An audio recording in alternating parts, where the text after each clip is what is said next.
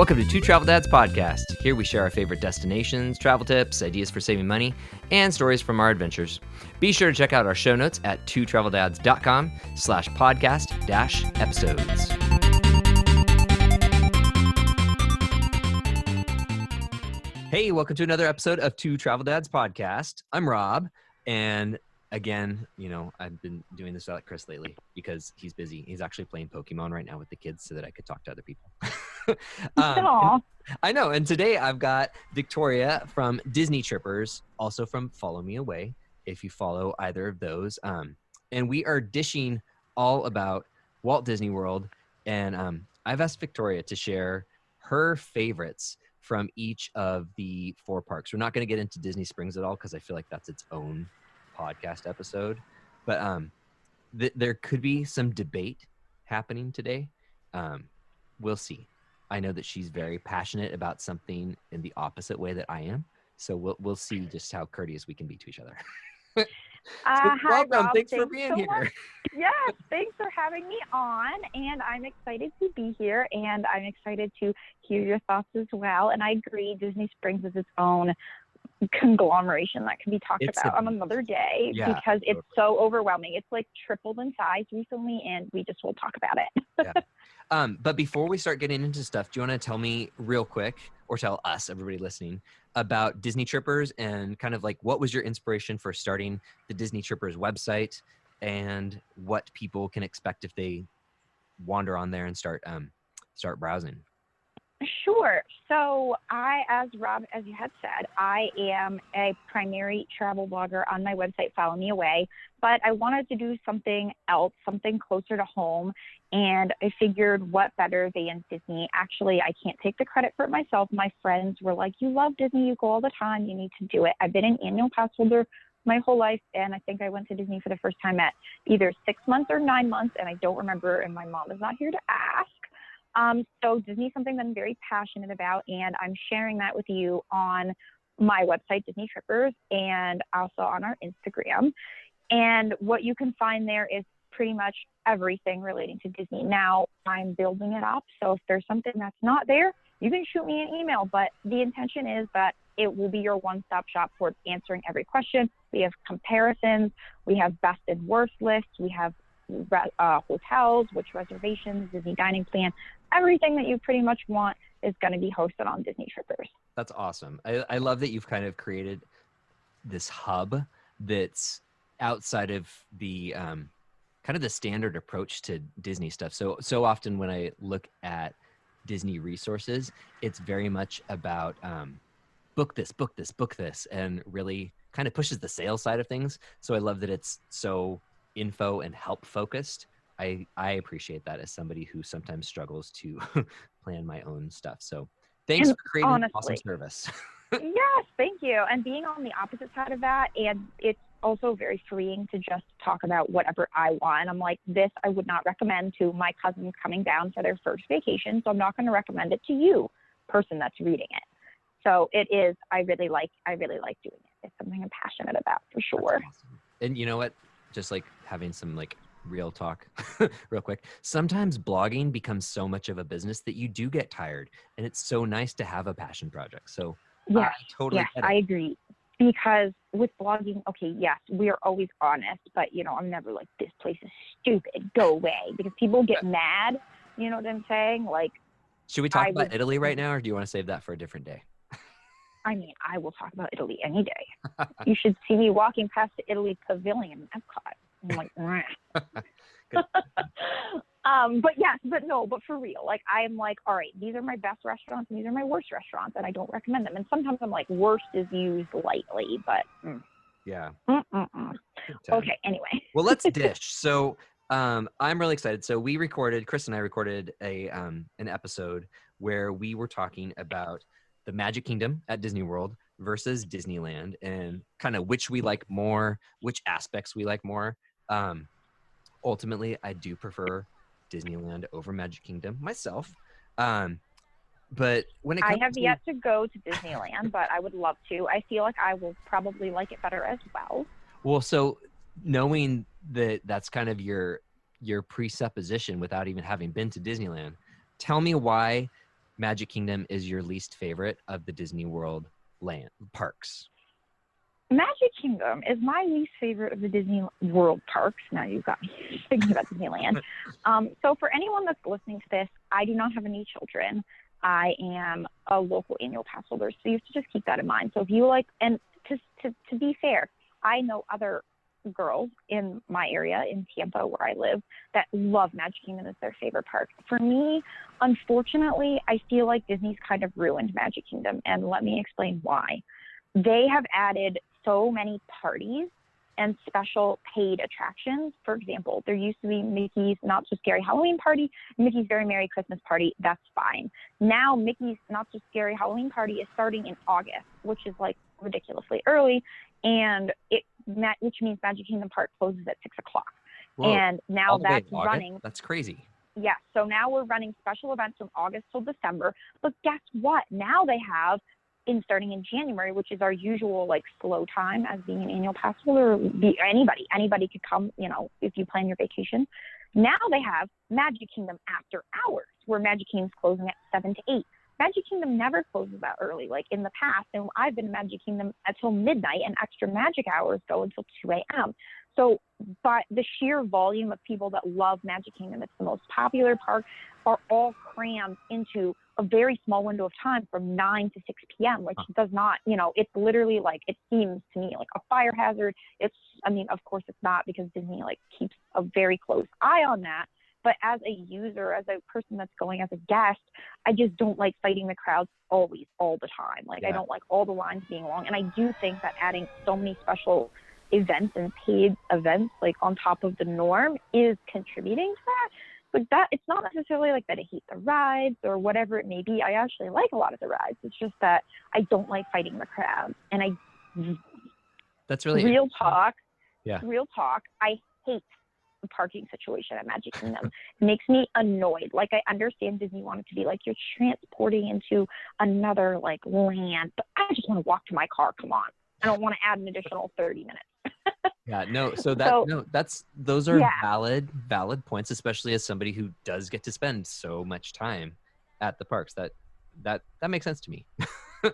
Yeah, it's not like I hate it for no reason. I do have reason. I don't hate it. It's just my least favorite, and I try to avoid going there, which sucks because it has a lot of fun aspects. It sounds that you like it, but you've become jaded about what's happened, and so still in your heart, it's amazing, but that's my interpretation. It's always not been my absolute favorite. I also feel like it lacks a lot in the food department compared to other parks, but we'll talk about that in a minute. But yeah, it's just it's okay, but they've made it less enjoyable recently due to all of these changes. From my perspective. I gotcha. Well, so then why don't we chit chat about Magic Kingdom, and let's talk about what we do love. So, for me, I love just the experience of walking through and walking down Main Street. That's magical to me. And as cheesy as it is, I feel like that's my favorite experience or attraction in Magic Kingdom, is just entering and feeling that overwhelming rush of nostalgia and Disney-ishness of it.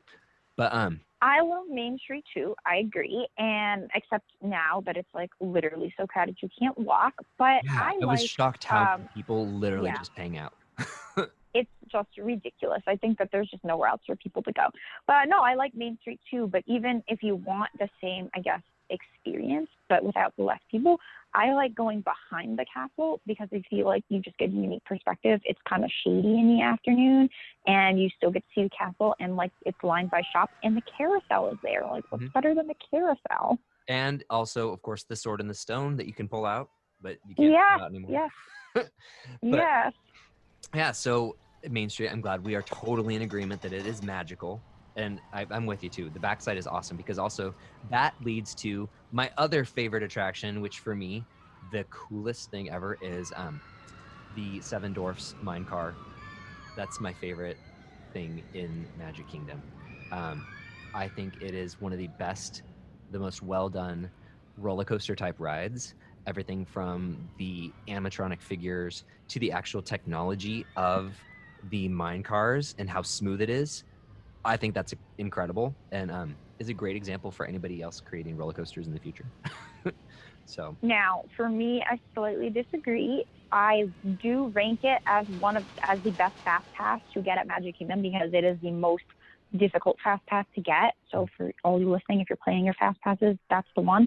I don't dislike it, but I guess maybe as somebody that prefers the more thrill ride aspect of it, I like it better than Thunder Mountain Railroad. I just don't prefer my roller coasters to slow down, which we have aspects of that when we're looking at the animatronics. yeah, But I feel like it's a blend between a normal ride and a roller coaster, which makes it more accessible to everyone to ride, like little children and older people that don't like roller coasters. So for that aspect of it, and I still go on it and I still like it, and I love the animatronics of it as well. It's not personally my favorite Magic Kingdom ride. Like I haven't so gone what's on your it in favorite? ages. It's a tie between I love Space Mountain and Splash Mountain. Splash Mountain I love because I think that it's like an original Disney ride. They haven't added in any like new technology. They haven't blacked out any of the scenes, although it's under refurbishment now, so who knows what they're going to do. But like they take away some of the animatronic figures to save money, and I think that it's just so packed. And I like rides that aren't just like very quickly over, so it's a very long ride. So if you wait in line, you kind of feel like your time is worth it. And I love Space Mountain because it's a very basic roller coaster, and you close it's like basically it's just all in the dark, so you don't know what's going on. So I really love that one as well. And I think that you can apply if you went on Thunder Mountain and you don't really like love it because it's not really the most thrill ride in the world. It's very jerky. Just close your eyes and you have no idea what's coming. It's like riding Space Mountain, but just by closing your eyes. And I'm not kidding. I've done that many times to make that ride just more fun. When we were doing our episode about Disneyland versus Magic Kingdom, we were trashing on Space Mountain and Disney World because it is so light and it is not as fast as Space Mountain and Disneyland. Space Mountain and Disneyland is amazing. It's so fast and tight and so dark in comparison with Space Mountain. I would love to. Well, that's fabulous to hear. Yes. Awesome. I mean, well, then if that's my standard and I can only go up from there, then I'm very excited about that. Yes. And I think that they've made Space Mountain at Magic Kingdom lighter over the years. I think it used to be dark, and they've added features like little stars and moons and shooting things. Well, I just did Hyperspace Mountain. What did you think about that? It was pretty cool. Wait. Disneyland or Disneyland Paris? At Disneyland. Hyperspace Mountain is when they kind of do the Star Wars overlay. Oh, okay. No. They have a Hyperspace Mountain at Disneyland Paris as well, and it's just regular. How was that? Granted, I love Space Mountain Disneyland Paris because you start outside, and so your eyes are adjusted for that, and then you go in dark, and you're like, I can't see. Yes. I love that. But no, the Star Wars overlay that they do at Disneyland it's super cool. You've got your Imperial cruiser that shows up. There's blasters. It's awesome. So I'm not going to give away the fun. I love it. There's some cool surprises in it, but yeah, that's fun. I love it. And I also love, since I am a big Star Wars person, I love seeing how Star Wars has become more incorporated with all things Disney. Even though it's funny because you get those two schools of thought where people are like, no, Star Wars needs to be its own thing. Disney is its own thing. And then there's me who's like, no, together. Well, let's save our Star Wars conversation for the Star Wars Park. Oh my gosh, yes, let's do that. Okay, so we have heard what you love, and then something else I was asking you to come up with for your top recommendation in each of the parks as we go through is, what is your favorite dining recommendation in Magic Kingdom? Talking about sit-down restaurant, not just like quick service that you walk up, but sit down. Okay. I think that the best table service restaurant in Magic Kingdom is the Jungle Navigation Cyber Canteen. It's over in Adventureland, and it is across from the Swiss Family Robinson Treehouse. And I just love it because it offers a blend of different types of food. It's like Asia, Africa, and South American like cuisines, and that's something that you don't really get at Magic Kingdom. Like Magic Kingdom is more like, of all the Disney parks, it's like theme park food for the most part. So it's funny. And I had also picked Skipper Canteen as my number one pick for. Yeah, so we do agree. See, everyone's going to be disappointed now. But no, it was great, and the kids loved it too because that one, it wasn't the family style like it over we won't talk about what I'm going to refer to yet, but over at Yak and Yeti in Animal Kingdom, it wasn't family style like that, but the portions were such that it made sharing as a family super duper easy. And I think that for us, that was what made it such like a good, like relaxing thing, because it felt like dinner at home, but in a cool atmosphere amongst all the craziness of being in a theme park. So I think that was big for us, was actually having like a nice quiet downtime place. Yes, and I feel like when I rank my restaurants at Disney, one of the things that I keep in mind is the portion size, because I have gone to restaurants that suck and you pay $25 and you leave feeling hungry, and nobody wants to feel that way. Even if you're using the dining plan and you use a table service credit, you're still going to feel jaded. So that is very important, and I do agree that the portion size is great, and that's something that I want everybody to, I guess, understand, is that there are some restaurants that are much better with portion size than others. Yeah, and definitely Skipper Canteen is at the top of those. I love it. So, well, cool. Yeah. Well, I'm glad I understand much more about your feelings about Magic Kingdom, because I always, whenever I see you post about it, I'm always like, oh, that makes my heart hurt. But I get it so much more now. So I'm glad we got to have that discussion. Good. Me too. Yeah, so, I don't hate it for no reason. And the rides are so fun. Yeah, they are. And so something else, and we're going to move on, but something else that I really love is Mickey's PhilharMagic. And a lot of people think it's lame. I think it's the coolest thing, and it's the best way to get out of the heat with kids who just want to chill for a few and really need that kind of low sensory downtime. Even though it's not necessarily a low sensory experience, it really is very calming, at least for our kids. And that's the other thing I wanted to call out as one of my favorite things in Magic Kingdom. I don't have anything against that show. I think that it's fine. My recommendation for that would be Monsters, Inc. Last Floor. I know a lot of people also don't like that. Somebody that I actually knew, I used to do theater, and he would drive an hour and a half, and he is one of the voice actors at Monsters, Inc. And I've gone many times to interact with him, and it's so interesting because every show is different, and there's audience participation. So if you don't like that, that might not be the show for you. Yeah. But I still think it's interesting that it's like very improv. Interesting. So it sounds almost like Turtle Talk, but Monsters, because the kids didn't want to do it, so we didn't do it. Yep, that's what it's like. That's awesome. Okay, well, I'm adding that to my list for next time. Okay, so let's move on to your favorite place at Disney World. Tell us all about it. All right, Epcot is my favorite park, and it always has been since I was a little child. So it's not like, what'd you say? Why? Why is Epcot your favorite? Because when I line up the parks, Epcot is my last choice. Okay. Oh, I'm offended. I know, right? Oh, no. That's what I'm here for. I'm here to be offensive. Wow. Well, this might give, I talk to other friends in the Disney industry, and they love Magic Kingdom because of the magic of Disney, and you feel the magic of Disney. You don't feel the magic of Disney as much at Epcot, and I love it.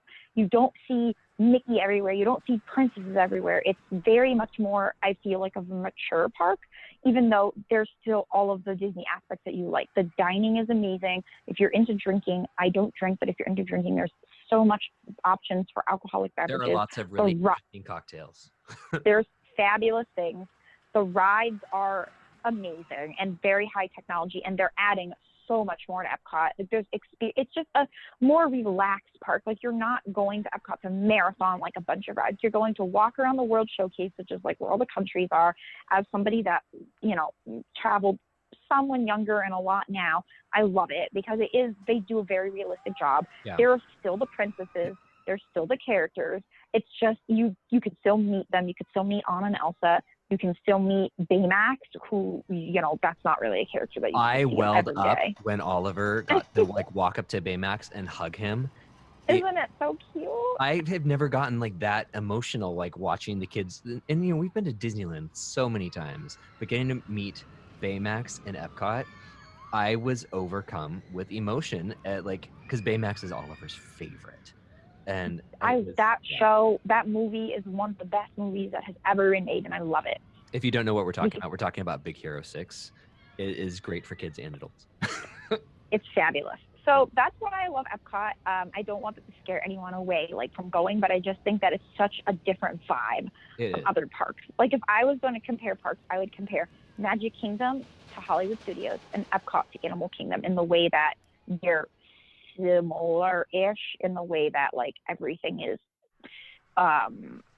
Imagineered, I guess. Yeah. No, I see what Constructed. you mean. Yeah.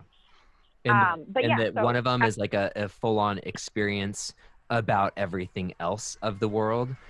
And then yeah, Hollywood Studios and Magic Kingdom are very much all about the Disney magic and the Disney side of yeah. it. So I think that it's actually good, and I think they knew what they were doing by making it into a blend. Because, like, every day of the same thing, maybe you want to break it up. So, and we're getting so much at Epcot. There's a Space 220 restaurant that's coming out. It's going to be fabulous. It's supposed to come out in February, but nobody knows really. They haven't even released a menu or much about it. But it's going to be a big projection.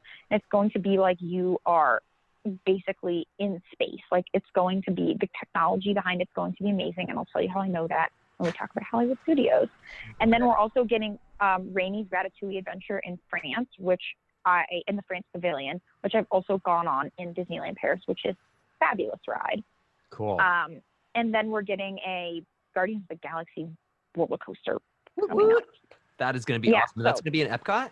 Yes. Is Isn't that going to crazy? replace what's inside of Spaceship Earth? No, I love Spaceship Earth. That is going to replace what used to be Ellen's Energy Adventure, which was a super niche ride that I regret not going on the last time I was there, like 5 years ago. Uh-huh. But yeah, so that's replacing that, which was Okay.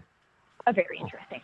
But then they made literally the biggest structure I've ever seen at any Disney park. Like, it's a giant square building for, like, the roller coaster to be in. It's, like, crazy. But they painted it blue, and it really, like, blends in with the sky in a way that's very impressive. Oh, cool. So anyway, enough about the new changes. Yeah, no, we're going to have to record an episode all about that because you've got some awesome insight for that.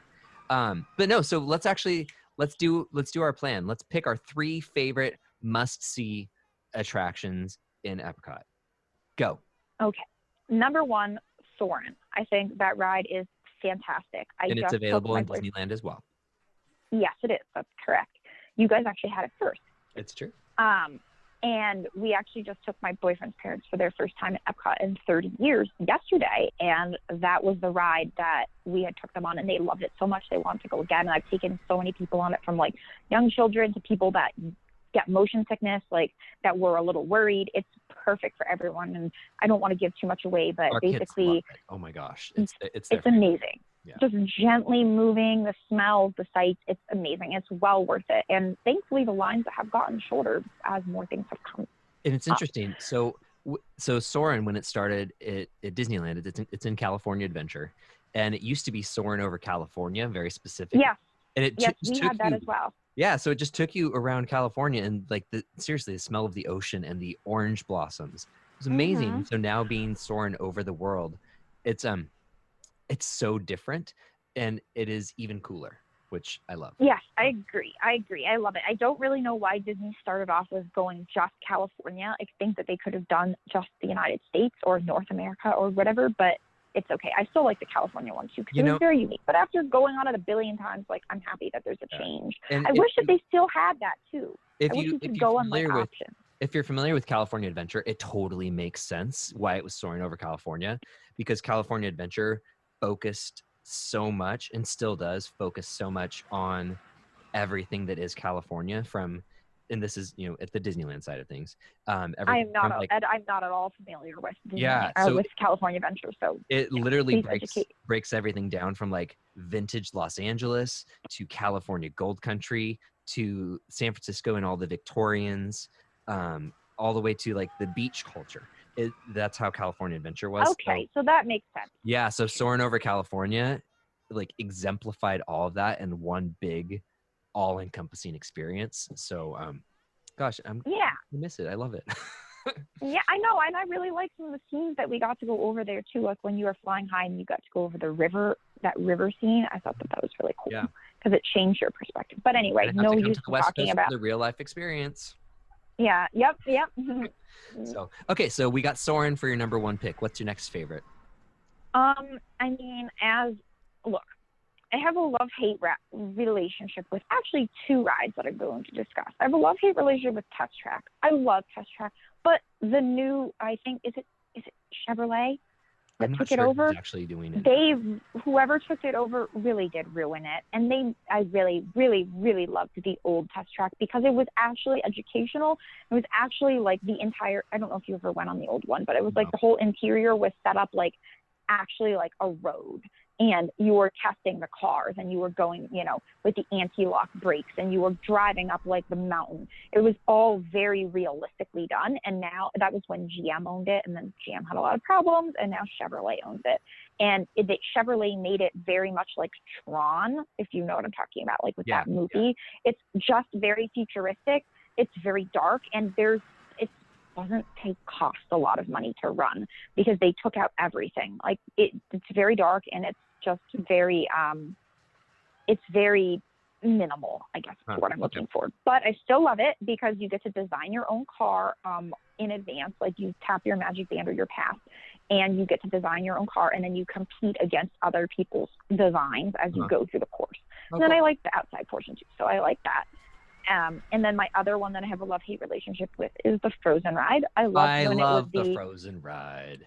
I love the Frozen ride too, but I also love the Norway ride that I want to say Maelstrom, but I don't know if that's pronounced correctly. Yeah. I also love that ride because I love, the countries, and I love Norway. But all things considered, I love the Frozen ride as well, and I think that they did a really good job with the characters and the animatronics and everything about it. I think it's such a fun ride. And I think the track of the Frozen ride is really cool, and how the boat moves through and shifts and stuff. I think that's why I like Maelstrom, because it was like that track but with history attached to it. Yeah. I was a weird child, what can I say?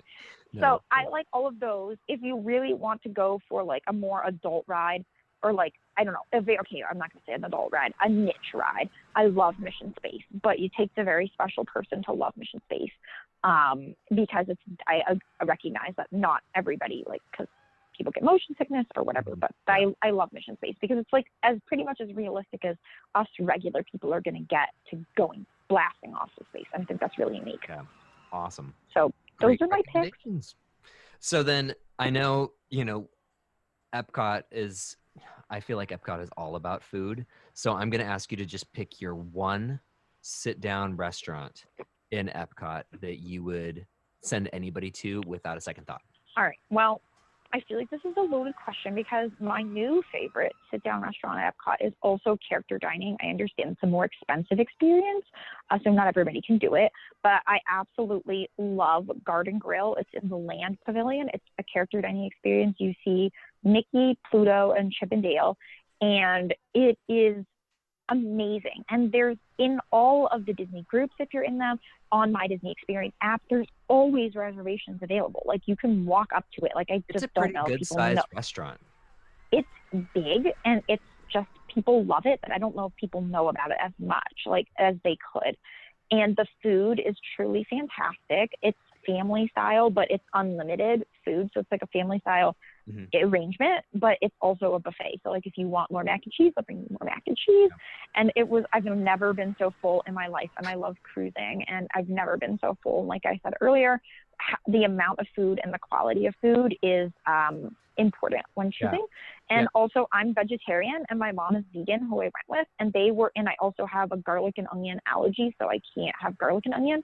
And they are beyond fabulous with anybody with food restrictions or allergies or anything like that. It was shockingly amazing. That's something so our youngest, he has some food allergies, and working with Disney in multiple capacities over the year, I always love the care they put into allergen awareness, from like the quick service restaurants where they have a special allergen menu so you can really break it down and pick the things that you can have, to when we were at Aulani on Oahu, the chef came out to really get like full depth understanding of allergies and whip up things that were good and applicable and safe. And Disney is so good about care. And I think that's so good. Like I was at oh my goodness, I'm forgetting the name. The Teppanydo, the hibachi restaurant in Uh-huh. Japan at Yeah. Epcot, and they make it all, in front of you because it's hibachi, Yeah. and I can't have onion, and they are using onion, and they made me an entire meal like behind the scenes, like on a separate like griddle that they had like cleaned and made sure that it was all good, and it was fabulous. And I did not have any reaction, so I know that they weren't just like, Yeah. saying that, but not really following through. It's really, truly amazing. I think that's something great about Disney is just like the magic of of kind of ask or wish for it and it happens when it comes to stuff that really impacts the quality of your visit in terms of actual just basic health. They're on it. Yes, they are, and it's amazing. I love it. So that's my recommendation. Awesome choice. And with that, we have to move on, even though we could talk about Epcot all day. Hollywood Studios. I think we can be pretty quick getting through this because I know my favorites, and I'm not going to let you talk about Galaxy's Edge because we need to save that for a different thing. Okay. So, not considering Galaxy's Edge, what are your three top attractions? Oh, okay. Well, my top attraction, top favorite out of almost all the Disney parks, and if you read my breakdown of rides, it is one of my top 3 favorite rides, is Toy Story Mania. I love it. I think it's a fantastic ride. It's better than Buzz Lightyear. I love it. It's so family friendly. It's so interactive. It's so much fun. Like, I think that's a ride everybody can go on. Now, Oliver's so good at scoring points on it. I love it. And there's like hacks that you can do, or not really like hacks, but just things you can focus on to like score higher. And it's like so much fun. I love it. Now, that's like my favorite family friendly ride. My favorite ride for me is Rock and Roller Coaster because I think it's insane and it's so fun. And it's like one of the most adult roller coasters at Disney. And I also think it's the best launch coaster. Did you say it's not fun? No, I said it's really intense. Like, I'm not going to say what was surprising about it, but when we went on it, Chris and I were both equally surprised and got off of the coaster and we're like, oh my gosh. Yes, it's ridiculously intense. It's one of the most intense launch coasters that I've ever been on. Like, Busch Gardens has some too, and I'm like, this is not the same. So that one, and then my other, if we're not talking about Galaxy's Edge, I love Slinky Dog. I love it. It's so much fun. It's really amazing. It's really smooth. It's enjoyable, and it's like super fun at night. So those are my top 3. I mean, I also love Tower of Terror, but not a lot of people like to go with me. But those are like my favorite. I love Tower of Terror too. So like I can't pick, but my favorite is Toy Story Mania. I will go on that every time. What about you? We are 100% aligned on those things. The only thing I would kind of also throw out there is throwing an experience into it. I think that the Lightning McQueen experience. So oh my gosh, it's the coolest thing. You get to meet Cruz Ramirez outside beforehand, and then go in and just see Lightning demonstrate everything, and it gets crazy. The kids loved it. I loved it. It's very cute. Yeah. Yes, I did it one time. I mean, it was not something I would rush back to as a person without children, but I think that it's awesome. I'm glad that I did it one time, and I would definitely recommend it. It's a great way to beat the heat too, and it's so cute. Yeah. I have a question for you. So we were kind of rushed through Hollywood Studios when we were there last time. And then we got held up by the First Order march going. Oh. And the kids were like, oh no, there's stormtroopers. What are we going to do? But no, so have you done the whole Indiana Jones show that's right there next to the Hollywood Studios? I have done the Indiana Jones show, and I've also been an extra in it multiple times. They have audience participation. It's fabulous. It's one of the best shows at Disney. I love it so much. I recommend it. Definitely recommend it. So when you think about maybe assigning an age range to it, do you think that it's great for big kids and up, or do you think that small kids would be into it too? Like, I'm just trying to kind of understand because we didn't get to even see it. What it is like a stunt show. So as long as there might be a loud blast here and there. If there's like a fire scene or something. So if the kids are afraid of that, I would not. But absolutely, I would say 5 and up. It's very cool because they do it's like they're shooting a movie scene. So it'll be like, all right, we're going to do this. And then they talk it through what's going to happen. And they'll be like, and go, or action. And then they'll be like, and cut. So it's kind of like that. But then they're also doing like fighting scenes or Okay, like cool. jumping around and stuff like So that. it's So definitely yes, something I we need do. to make sure to carve out a little time for, especially with our kids. Yes, Next. yes. Okay, I think that it's cool. It's really cool. It's something that's different, like that you don't usually see. cool. So I recommend it. Well, thank you. That was a wonderful rundown of that because, yeah. Our final Yeah. park. Are you ready to dig into Animal Kingdom, which is my No, favorite besides Magic Kingdom? we didn't discuss food at Hollywood Studios. We have to quickly do Oh, that. sorry. Oh my gosh. Thank you for keeping me on track. Food at Hollywood Studios. What is your top pick? Top pick for experience. I like Sci-Fi Dine-In Theater because I just think it's so much fun, and we used to go there a lot when I was younger. What was that? The If you kind of food, cut out for a second. sorry, the Sci-Fi Dine-In Theater Sci-fi diner. restaurant. It's just a very unique like experience. But other than that, if you aren't interested in the unique experience as far as food goes, the Brown Derby has really great food. It's not really like as themed, and it's one of the more expensive restaurants. And I believe that it is 2 dining service credits, but its location is really good and its food is really good. But as far as so we're just talking about sit down table service. I do not recommend a lot of the table services there. They're just not really the best, and a lot of people don't love them. So quick service maybe. Yeah, no, that's a great call out about that. Oh, quick service. Woody's Lunchbox is fantastic. So that's what I was going to pick for my number one. But because you said it had to be sit down. I know. Well, so it is sit down, but it's not table service. So I love Woody's Lunchbox. Oh my God, no. I thought that it had good quality food. I love the atmosphere and the fact that there's so much shade. Yes. But also, I think that a big tip for dining at Woody's Lunchbox is to go before lunch, because once the lunch rush hits, you have to wait and people just linger at the tables, and it is frustrating. So getting there like before everybody else is eating lunch, I think would be key to enjoying. Yes. And also mobile order. You can do mobile order for Woody's Lunchbox. Oh, that's true. Well. Yeah, I always forget about that. But that doesn't help you finding a seat though. But I agree. You should always eat lunch early and dinner early for the best experience. Just saying. True story. All right, now we can move on to Animal Kingdom. So let's just get into it. What is your absolute number one favorite attraction in Animal Kingdom? You've got half a day in the park. What are you going to go do? Number one favorite attraction in all of Animal Kingdom. I really don't know who could debate this. If you're debating this, I would be very interested. Flights of Passage. Oh, of course. Best ride at Disney World. Yes. Literally best ride I've ever been on in my entire life. I don't know who listened to this, but my mom and sister, they didn't spoil it for me before I went, but they just said it's like Sword on crack, and that's literally what it is. That's all I'll say. Yeah, no. It's literally amazing. So like, I'm glad we're not debating that, because I'm like, if you like some other random ride, I don't know if we can still continue this. I mean, granted, I'm also like, for my top 3, I would also be picking Expedition Everest, because I think me too. Awesome. Oh, it's fabulous. Yeah, I love Expedition Everest. Yeah. But no, you're right. Flight of Passage in Pandora, that's, the Avatar themed area. It is remarkable.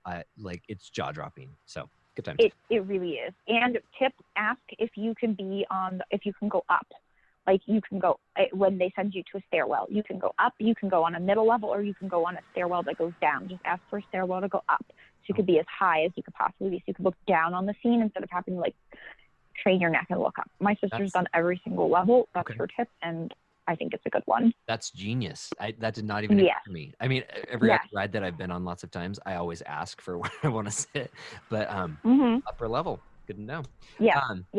So then you also I also want to just add in, I think Animal Kingdom is my second favorite park after Epcot, probably for the reasons that we discussed, but the rides are so good. Like, the rides are amazing. Yeah. So I agree. My second favorite is Expedition Everest. And I love that you can do single rider, which Disney needs more of. Yeah. But yes, no, I love Expedition Everest. And then it's hard, but for me, myself would be Dinosaur. I love it. It's so much fun. I got forced on it as a child, and I hated it because it was like really, the dinosaurs are very realistic, but I think that it's so fun. It's inside, it's cool, and it's like you're actually like on a 4-wheeler, like you're like on a Jeep, like off-roading. But if somebody didn't want to do that, I recommend the Safari, because the Safari is fabulous. I did. And it's it's a very long ride, and it's like the animals are like more free roaming, so you might get stuck because like a giraffe is standing in the middle of the way, and like I think that's really cool. Yeah, when we did safari, and the Kilimanjaro safari is awesome. An ostrich had just like made a little kind of nesty area just off the driving path and had just laid eggs. And it was super cool. They're enormous. And we're like, okay, we're in a theme park and look at that. This ostrich just laid eggs. It was awesome. Yes. I love it. Yeah. We are so much more aligned about things than I thought we would be. See, I'm not that bad. Well, so then with that, so I said just pick one restaurant that you love in each park, but I've got 3 restaurants that I love in Animal Kingdom. I know, I'm breaking my own I rule. could have picked 3 restaurants in Epcot, No, but you can only pick one. You can only pick one.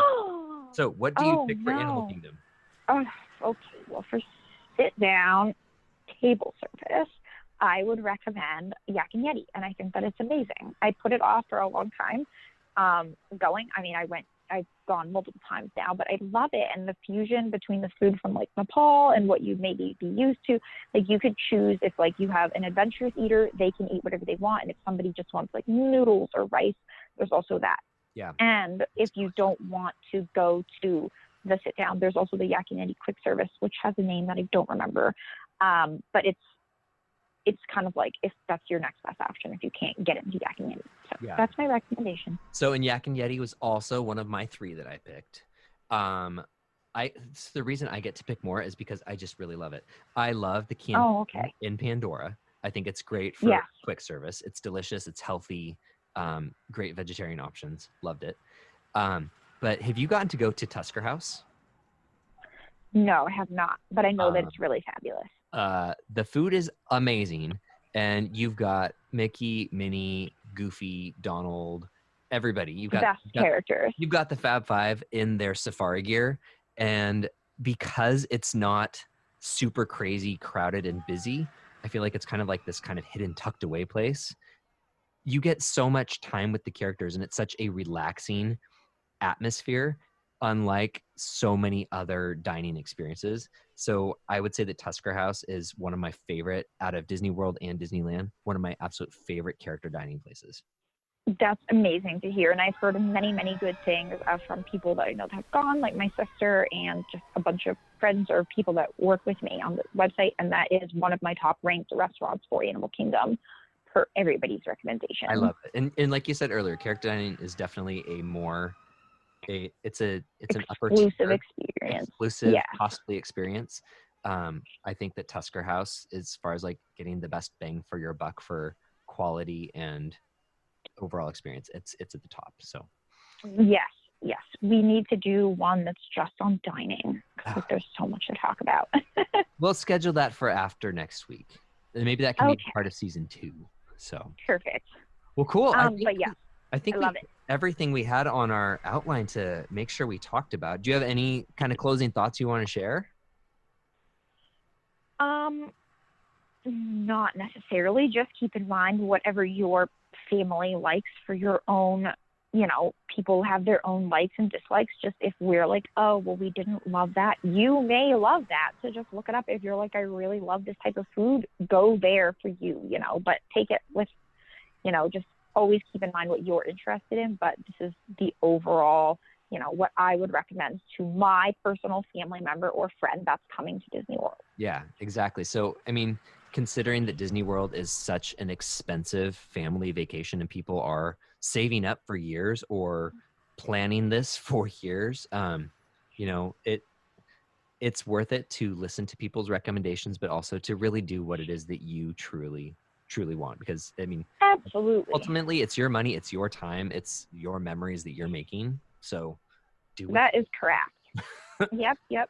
So, well, cool. Thank you so much for being on here, Victoria. I really enjoyed hanging out and chatting with you. And I know that we're going to record several more episodes together, which I'm stoked. Yes, me too. Yes, thank you for having me. I'm glad that we got along better than we thought. I know. I was so ready for like heated debate, but no need. Oh, I'm sure we can get to it at some point. Oh, Next, we need to do the worst rides and the worst restaurants. Okay, I can do that too. But not today. Not today. Cool. Well, thanks so much for hanging out, and thank you everybody for Yeah. listening as we chatted. Again, this was Victoria from DisneyTrippers.com and FollowMeAway.com, and welcome to check out her sites, her social, awesome Instagram, and then for this and other awesome episodes, check out twotraveldads.com/podcast-episodes, and you'll find our show notes. You'll find some more about Disney World, Florida, you name it. And yeah, I guess we'll talk to you later. Bye. Bye. Two Travel Dads podcast is written by Rob and Chris Taylor and produced by Rob Taylor in Suquamish, Washington. If you would like to be on Two Travel Dads podcast or sponsor it, please visit us at twotraveldads.com/work.